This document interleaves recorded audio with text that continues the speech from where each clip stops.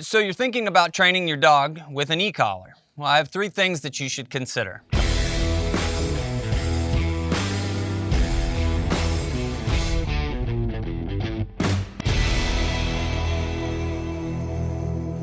I'm Kat Pippitt with Standing Stone Kennels, a pro staff for DT Systems. So the first thing that you should consider is, this is not a magic wand. E-collars are not magical. You're not going to buy one today, slap it on your dog, and magically fix whatever the behavioral issue is that you were struggling with, okay? It's a conditioning tool. You need to have already laid the groundwork with some form of teaching. We utilize positive reinforcement, and then you can use the e-collar to condition those already known behaviors. Conditioning processes take time, they take reps, and the e-collar is going to work that way. Thing number 2. The e-collar is not used solely for correction, and I think that's a huge misconception that people get. We hear all the time, I'm gonna get an e-collar and I'm gonna shock my dog, okay? That's not the answer. It's literally not the answer for almost anything. I'm not gonna say nothing because there are no absolutes, but pretty much nothing is that going to truly help you, okay? Like I mentioned before, it is a conditioning tool and it's going to need to be used that way.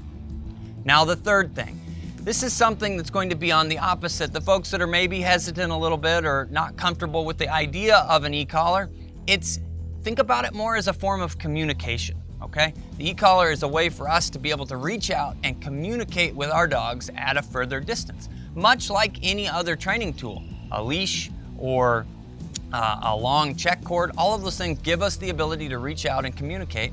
You're just extending this with the usage of an e-collar.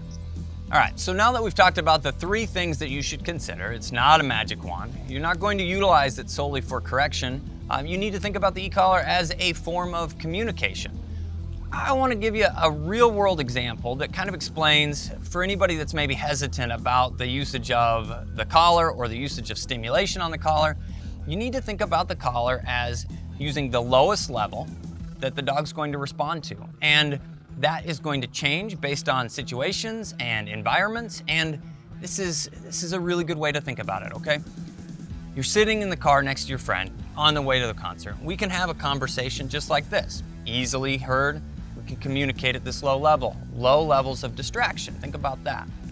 Then once we get to the concert, everything changes. It's loud, there's lights, there's distractions, there's things going on, and if we try and carry on the same conversation at this level, it's no longer able to be heard. So sometimes we're gonna have to talk just a little bit louder, right? But that's still gonna meet the minimum amount of volume for that communication for the situation. Then once we come out of that situation, we're back in the car, that level is going to change again.